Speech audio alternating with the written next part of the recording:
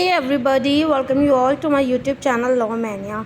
आज हम insurance law की सीरीज़ स्टार्ट कर रहे हैं और इसमें हम जो सबसे पहले पढ़ेंगे वो पढ़ेंगे इंश्योरेंस लॉ का ओरिजिन और डेवलपमेंट कैसे हुआ। इंश्योरेंस के ओरिजिन और डेवलपमेंट की बात करूं तो इसको हम दो पार्ट्स में समझेंगे। पहले हम देखेंगे कि लाइफ इंश्योरेंस का कैसे ओरिजिन और डेवलपमेंट हुआ और देन हम देखेंगे कि जनरल इंश्योरेंस का किस तरीके से ओरिजिन और डेवलपमेंट हुआ है।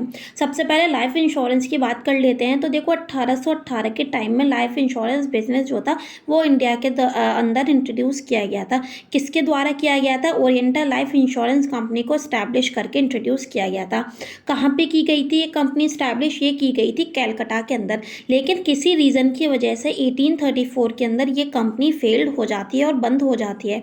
उसके बाद 1870 का टाइम आता है जिसमें ब्रिटिश इंश्योरेंस एक्ट को इनेक्ट किया जाता है और 19th सेंचुरी के लास्ट 30 ईयर्स के अंदर बॉम्बे म्यूचुअल, ओरिएंटल और एम्पायर ऑफ इंडिया जैसी इंश्योरेंस कंपनीज जो हैं वो बॉम्बे रेसिडेंसी के अंदर सेटअप होने लगती है।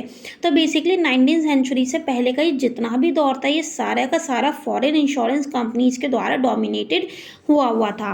उसके बाद 1912 का टाइम आता है। 1912 में Indian life assurance company act को लाया जाता है। ये पहला स्टैट्यूटरी एक्ट होता है जो कि इंडिया के अंदर किसी भी लाइफ इंश्योरेंस बिजनेस को रेगुलेट करता है। उसके बाद 1914 में गवर्नमेंट ऑफ इंडिया जो है वो आपके इंश्योरेंस कंपनी के रिटर्न्स को पब्लिश करना शुरू कर देती है और 1928 तक आते आते इंडियन एश्योरेंस कंपनी एक्ट को इनेक्ट किया जाता है।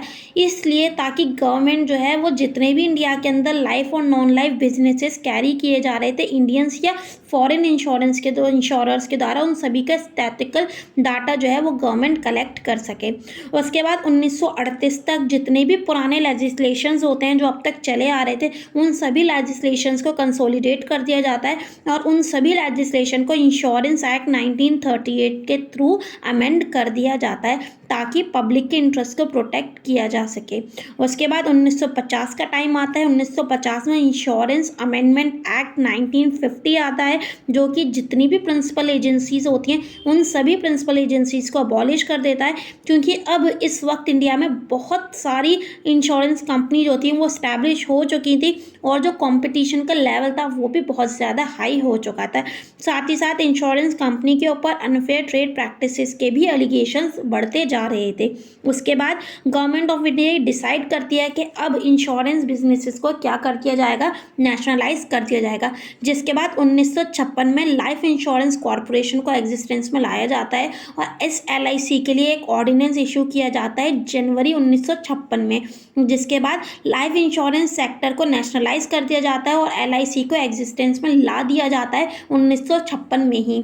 जिसके बाद LIC जो थी यानी लाइफ इंश्योरेंस कॉरपोरेशन जो है वो 154 इंडियन इंश्योरर्स को, 16 नॉन इंडियंस इंश्योरर्स को और 75 प्रोविडेंट सोसाइटीज़ को अपने अंदर ऑब्जॉर्ब कर लेती है। ठीक है, अब बात करते हैं जनरल इंश्योरेंस की। तो देखो जनरल इंश्योरेंस की बात होती है आपकी 1850 में। लाइफ इंश्योरेंस बहुत पहले आया था और जनरल इंश्योरेंस की शुरुआत बहुत बाद में हुई थी।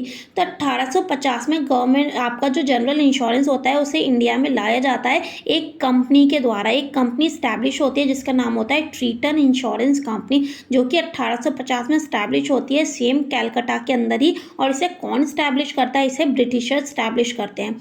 उसके बाद 1907 में इंडियन मर्केंटाइल इंश्योरेंस लिमिटेड आती है। ये पहली इंश्योरेंस कंपनी होती है जो कि आपके ट्रांजैक्ट करती थी जनरल इंश्योरेंस बिजनेस की हर क्लासेस में।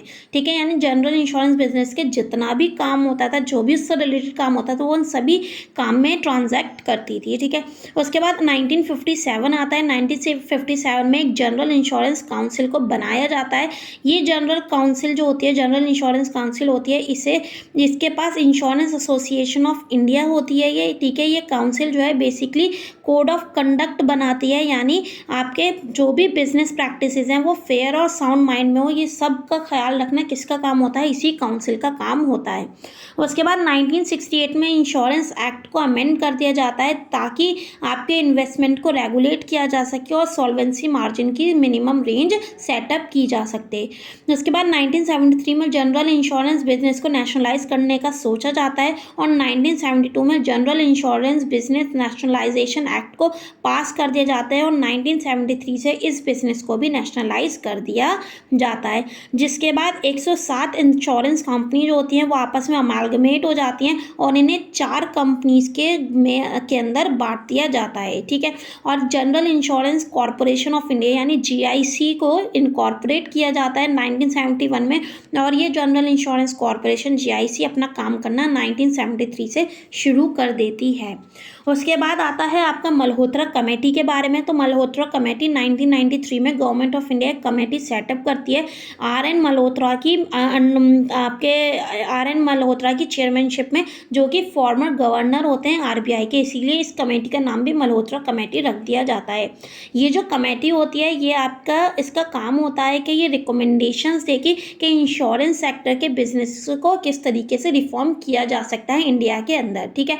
1994 में यानी कमेटी बनने के 1 साल बाद ही ये कमेटी अपनी रिपोर्ट सबमिट करती है और ये रिकमेंड करती है कि जो भी प्राइवेट सेक्टर्स हैं उन्हें ये परमिट कर दिया जाए, उन्हें परमिशन दी जाए कि वो इंश्योरेंस इंडस्ट्री के अंदर एंटर कर सकते हैं। साथ ही साथ फॉरेन कंपनी को भी अलाउड कर दिया जाए कि वो आपके इंश्योरेंस बिजनेस में एंट्री कर सकते हैं, लेकिन किसी इंडियन कंपनी के जॉइंट वेंचर के साथ ही, ठीक है। अकेले नहीं, किसी इंडियन कंपनी के साथ मिलके जो इंडियन बिजनेस में, इंडियन इंश्योरेंस मार्केट में आ सकते हैं।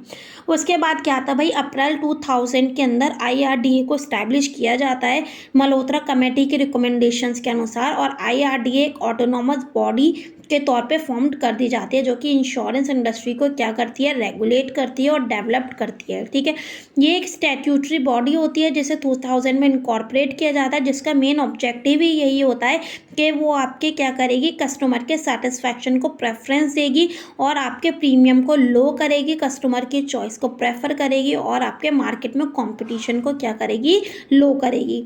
उसके बाद अगस्त 2000 के अंदर आईआरडीए को ओपन कर दिया जाता है मार्केट के लिए, इस इन्विटेशंस के साथ कि आपके जितने भी आपके मार्केट के अंदर इंश्योरर हैं वो सारे अपने अपने रजिस्ट्रेशन करवाएंगे आईआरडीए के अंदर।